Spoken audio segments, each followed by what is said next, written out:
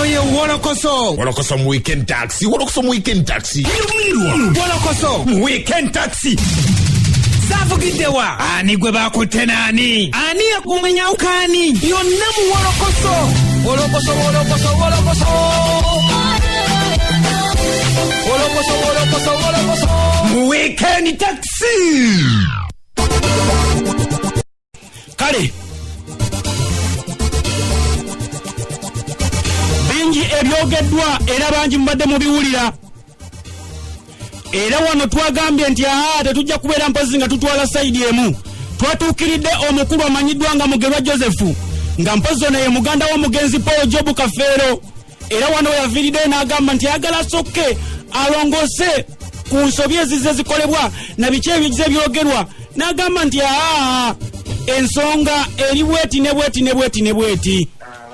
Wolokoso ewulizibwa bannayuganda bonna Joseph Mugerwa muganda w'omugenzi Paul Kafeero. Ebintu bingi biyisiŋŋanye naye ng'ekibireeta nsonga ki yakugjayo omugenzi tusobole omutesitinga okumanya abaana abaki abatuufu. Mwabimanyako emabega nti abaana beeyawula era abaana bwe beeyawula nebekubeera endibi gye tuli nga famire siri muntu omuntu Mugerwa teri nende gwe mulaba olusi ku mativi tuli abantu bangi tulina n'abakulu mu famire abatusingako baganda baffe bangi ne bazadde baffe obwante oyinza okuba nga owulira eddoboozi limu lya Mugerwa oba n'eddoboozi eddala lya Nene naye mwebali abantu obuvunaanyizibwa nga ne ba Osibalamba banyinange biki ebyo n'abalala ebintu bibadde bingi mawulire era bikyali bingi olw'ensonga nti omulamwa gwe tufuna gumaliriza ate era tebitukwanga kutujja ku mulamwa olw'ensonga nti twagala kumanya abaana bano njawukana ebyo yabajjamu tugikiyewo tutya kuba twagenda mu mateeka ne twekubira omulanga abaana ne bwebadde ekituli nga famire ne batulaba ne tugenda mu b'obuyinza tetubikolanga ffe ab'obuyinza bwe twekubira endulo mu b'obuyinza ne batusindika mu ddiini eya gavumenti ekintu kino kiri mu b'obuyinza bwe twagenda mu ddiini eya gavumenti tetugamba tugenda kukola ki tugenda bakola mu ddiini abaana bonna tutya tugenda bajjako omusaayi kwesi twaliko abaana 15 twajjako abaana 14 omusaayi omu tetwamuggyako waaki yadduka yagenda bweru bamala tunda biri abatabulira bwe kajansi yenadduka n'agenda kati abaana 11 omusaayi gwabwe guli mu labalotale era omusaayi gwabwe gukuumye sampo z'omugenzi bwe twatuuka ewa dokita akola ku nsonga ezo kuwa gavumenti yatugamba waati sirina musaayi gwe njagala gwa mwana sirina musaayi gwe njagala gwa mukyala sirina musaayi gwe njagala gwa luganda wabula njagala omusaayi guno gugenda kukwatagana n'ebisigalira by'omugenzi kyatukuba enkyuku ne mugamba ogambe nze nnyini nantongo yaliwo gwenzirako nende yaliwo oyo mwana wa kitaffe tuna bulungi nga fedda bwe tuli n'abakyala nga bonna weebali ng'ojjako oyo omukyala ali ku lediyo aleekaana bisirikirwa oyo teyaliiwo naye abasigadde buli mwana kubera teyali kimwetagisa kubaawo olw'ensonga era ensonga zaali z'abaana tamulinamu mwana. Okusinziira mpozi ku Mugerwa Joseph agamba nti omusawo yabagamba nti balina kuziikulayo omugenzi Paul Job Kafeero ensonga yagitya nnyo wabula dokita n'abagumya n'abagamba nti bino bikolebwa bulijjo lwakuba mmwe famire yammwe ya celebrity. Mugamba dokita nga kiwanvu nagamba ekintu si kiwanvu ekigenda okujjawo ebintu byonna ebiriwo ekigenda okugatta abaana bano ekigenda okubawo obukakafu obukola ki obusembayo nagamba tubikola bulijjo lwakuba nti ekyammwe omuntu wattu tumuka omumanyifu ekiwa obujulizi obwenkomeredde Mugerwa ojja waayo omusaayi oba nendo ojja waayo omusaayi oba nantongo ojja waayo omusaayi biza butuzidde bisuula abaana abamu abaana bamu baleme kubeera baki bamativu naye ku kitaawe bajja kubeera bamativu nnyo nagamba Mugerwa ofaanana Kafeero era nkimanyi oli muganda we newe muba mwajja balongo nga babazaala mu kisaako eki tetugenda bajja ku musaayi ng'abooluganda twagala bisigalira byani by'omugenzi tetumwagala yenna tumwagala kakantu katono nnyo kuli nnyo n'akantu katono nnyo ku kisambi abo abaana abaleekaana abaatunda sibaluma baagala kubuuza bujulizi bw'abannaabwe wabannaabwe balina okubafunaanira bwe baabatundako mu kusula n'okuzuula ekika kyabwe kati baana baagala kubuuza bujulizi tosobola kungamba mbu jeeni empusa ya gavumenti esobola suula abaana 11 tekisoboka muli mu kuzaawula musaayi muli mu kukayanira byanfuna twavudde ne batulondeka n'okugamba abaana abo bwe basuula bagende bakole ebyabwe oba omwana wabafere n'agenda yeetandika obulamu obujja otyo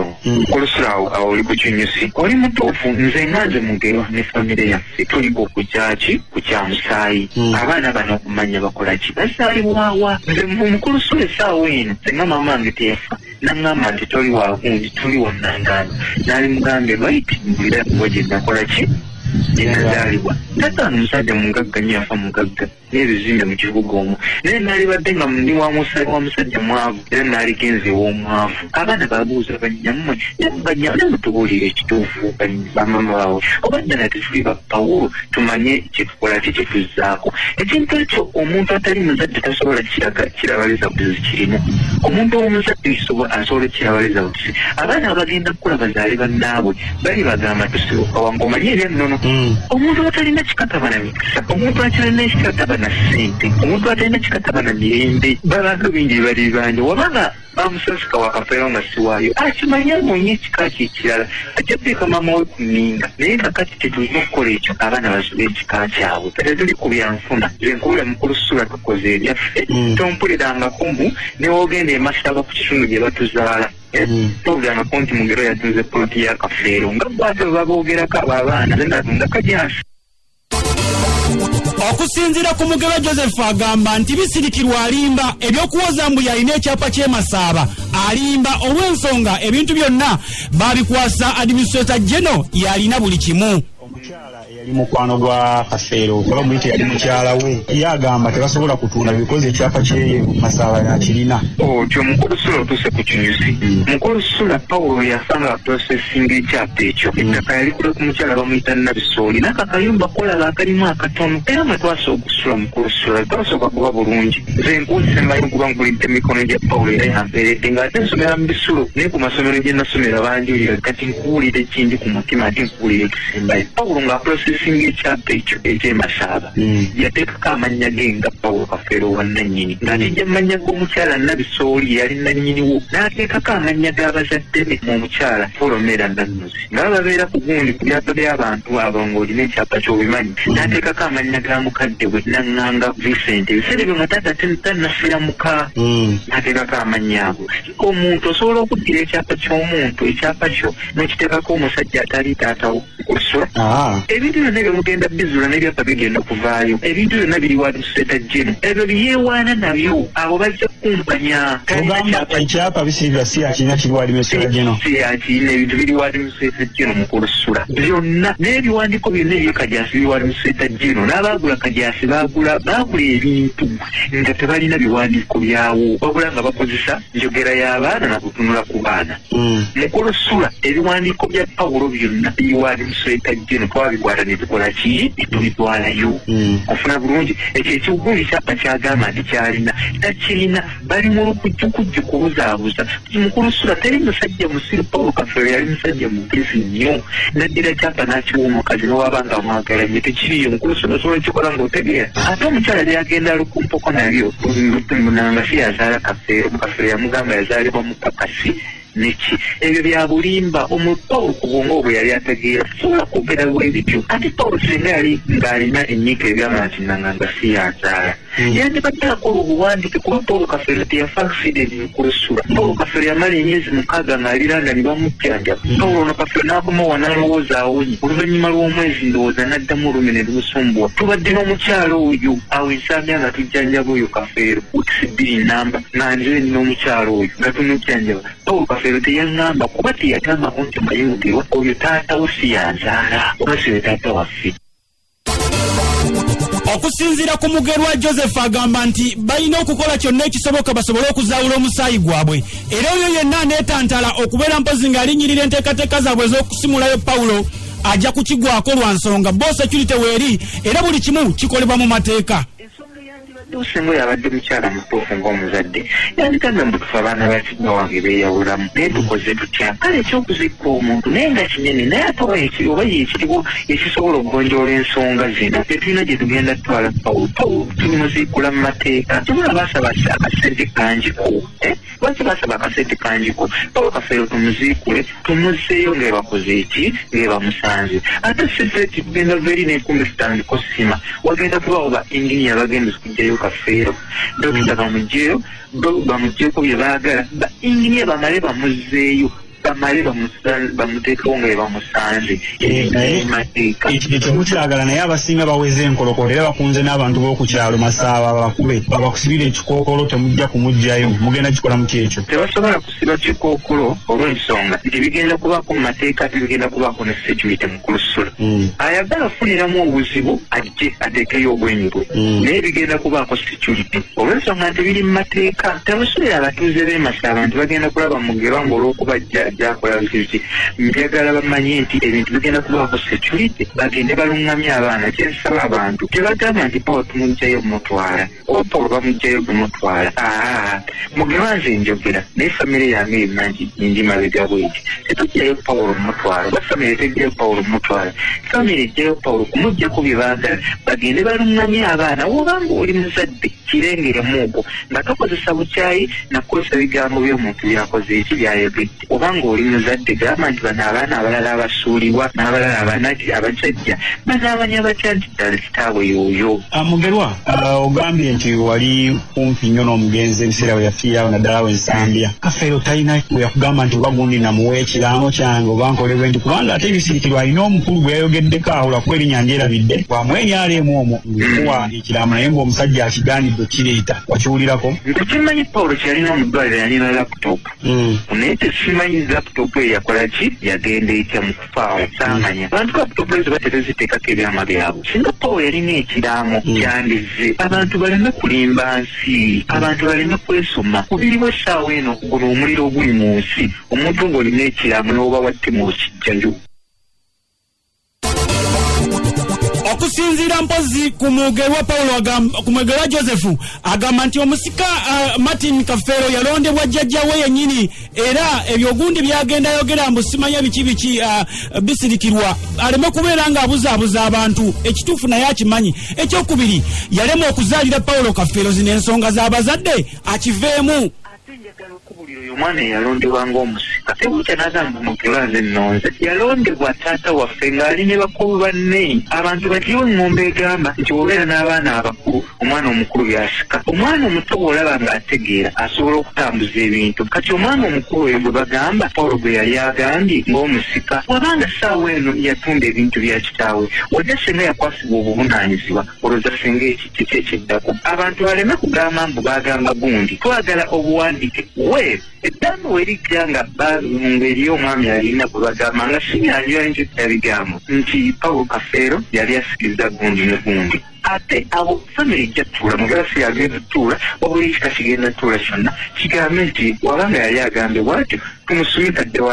addemu abeera omusika naye Paul Kafeero wangi. Ensonga y'abisirikirwa ne Paulo wagiwulirako nti batambulako nga banoonya omwana naye nga kigambibwa nti Paulo yalina low sperm count wakiwulirako nti kye kyabalemesa abisirikirwa okubeera nga bamuzaalamu omwana. Oze bulungi mukulusulo mbuze ebibuuzo byesinga okwagala mu nsi muno omukyala oyo yali azaala era ndowooza okimanyi nti mu bbanga ettono ng'omugenzi afudde omukyala yazaala ekyo kyo kimanyiddwa ensi yonna. Paulo Kafeero yali azaala olw'ensonga wabanga yazaala Simoni n'abalala bonna abali mu nkaayana kati kyogamba abo yabajjawa abo bonna abaana ba Kafeero bolaba bonna kati abali mu nkaayana 15 yabajjawa mutala akikozesanga butomi na buswavu kubeera omuntu ategeera amubuuza naye ofiira ki gy'otaazaala ng'otegeera bulungi olina obwongu obuuza omukyala oyo ofiira ki gy'otaazaala omanyi abakyala babeera mu bufumu bw'omuntu nga balina bye babala era abala n'abala n'agamba atijja zaala. Kyekiddako afuta nga muzudde abaana abatuufu oba aliza kusinga zikomawo nga ze zimu ne ziri ezasooka otyo aliza kusinga zikomawo nga ziri nga ezasooka nga ziraga abaana bana tetulina buzibu era tujja kugenda n'abaana bana era tugambe bamama abaana nti bana abalala kale mulabe batata baabwe si mu bubi era si mu bukambwe bwe zikomawo nga twongeddeko era tujja bagatta tugambe nti kiki bali baana bonna baffe era abaana abo beegettemu bafune obwadimisituleta ngeri gye batambuza ebintu byabwe nekutambuzaamu obulamu bwabwe kubanga lulaba kiriwo kiri ekirala ekirima mu kulusula abaana bwe bandikuŋŋaanidde obekajjansi bannaabwe basaanyizaawo abaana bwe bandikuŋŋaanidde Masaba swazinyigeza bakkiriza ennyumba yagikwata n'agisiba ebisumulizo ennyumba efuuse nakifuukwa batusazengawo nti atiisi buli olidde kati ng'eno babeereyo ettaka ddene balimeko omwana asobola ovaayo ng'asimbe kasooli okusesateza olidde omwana oyo takka bakkiriza abaana bali kulinnyawo yabagamba we muli nyawo nje kubatema kati abaana balina okuba nti bakakasiddwa bonna bafuna obwenkanya nga basobola okubeerako wali mu nnyumba ya kitaabwe empewo ne zibafuuwako n'ekitaabwe n'abalabako ate ne bamukolako mukulusula ennyumba eyannuma newogituukako amaziga nensituka nengende wa minisita Kibuule twali ne Mamuli Katumba ddamu kubira ennamawojjo netukaaba netufukamya nga minisita Kibuule tubadde ekitulese tubadde tusaba oddaabiriza ennyumba ya muganda waffe ey'amasaaba minisita Kibuule nakkiriza n'agamba ngenda okukola ennyumba ya Kafeero n'ensi neewuunye kati ekyalemesa okulikola byonna mwe bafamire owabaana tukola kintu nga famire yange temanyi nengere wa famire yange bbira nembategeeza ne bangamba weero tewali buzibu ne ngamba abalala bonna ab'ekisoga abawa nembagamba bangamba tebalina buzibu bwe nagamba oyo omwana mulenzi Swazi fannanga omwana alinga gwevumisa effumu mu lubuto owulira yetuuka gangenda gamba minisita ngenda muwumba ndaave ku nnyumba yaffe biki ne mugamba ennyumba agenda kikola mu openi mu lujjudde lw'ensi agenda kikola buli omu akola kyakitegeere era talina kyajjakitwala naye agenda tuyamba ebedde wenyirire omwana oyo yagaana era ennyumba bwetyo nenkola ki neeremesebwa. Okusinziira ku Mugerwa Joseph agamba nti ye tayagala bya bugagga ng'ensi bw'ekitwala. Mugerwa ayagala wabeerewo obwenkanya eri abaana abalala bwe babeera nga si ba Paulo Kafeero nga si ba kika kya Nkima banoonye bakitaabwe banoonye ebika byabwe dani omusaayi okuzaayira ku mawanga. Nagendayo nenyingira bwete mukompawuli nenyitunuulira nengamba naye nina obusobozi obusobola okuddaabiriza ennyumba eno nsibe erimu ebimese munda eryawo bwetyo katasobekawo mugguse siringa erimu ewundo omwana yagisiba tabeerayo naye agikayanira nnyo ogendawo n'akusangawo olutalo nempitiramu kazibu kapo ne Ronald Mayinja kazibu kapo nangamba tukoze tutya Ronald Mayinja yennyini newomemubuuza kapo nangamba genda buli muyimbi omuyitiyemu Paulo Kafeero tumukolereyo sheezi ekyamaanyi mu kibuga ne mu kyalo sente ezivaamu tuzikwase Mia alongose ennyumba ya Kafeero n'ekitandikako kiba teri muyimbi atatabayinga kintu ekyo nefuna abapromota okuyo omwami God n'omulala Sendege w'Ekasensero nga nondako anaasinga okutegeka ekintu obulungi kwanna bagamba njagala kigende ku TV ne ku marediyo kikugwe zirediyo Simba zikugwe zirediyo zonna n'amativi gonna alina seminti alina biki alina omusenyu aleete era abagaali bajja kuleeta mu kulusula kati ebyakomawa byo wennabiteeka process eri mu kutandika kugira eri mu kutandika kugenda mu maaso abaana baalinya mu process eyo ne bawera abategesi ne bangamba ebintu jakuba nakateekamu ssente obulanga obutandise abaana bakola eki waliwo n'emikwano egiri munda omwo egirinnya mu nteekateeka buli zikolebwa oyo sijja mwatula si muyimbi naye ali yeefula nti mukwano gwe nnyo oleeta ekintu ekirimu amagezi yali mutegesigesi wakyo bwatyo naye kati yafukamu amaanyi oleeta ekirimu amagezi kikwate bulo mu bintu bya Kafeero ng'abirinnyamu yagenda mu bategesi bali n'atandika kubagamba ebintu birimu enkaayana biki naye ng'oyagala ennyumba egologwa tuli mu nkaayana mu kulusula naye tosobola kungamba oli mwana omu ate management yeri ebintu ekuremye okunda ate ebimu byese bifa biggwawo kyokka ate wowayiriza famire mbu yerina ensobi mu kulusula nfukamidde wano nga oyogera nange ku ssimu sina Kafeero kyenali ntunze sina kintu kintya Kafeero kyenjagala tata wange mugagga nnyo nga wokyuma nze newemana ekizibu nga sikoze nsobola ogenda famire nenfuna sente weyaleka ebimazi ate mu kulusula sina kyenjagala neekolera wabula abo balina kye baagala okulwanyisa beeyambisa ekyo balwanyisa ekintu ekyo kigenda mu maaso naye nga tekiri mu buzibu bwonna kulaba abaana batuufu ye baani abatuuze kye balina okumanya ono ye wolokoso mu weekend taxi Wolokoso mu weekend taxi zavugiddewa ani gwe bakutte naani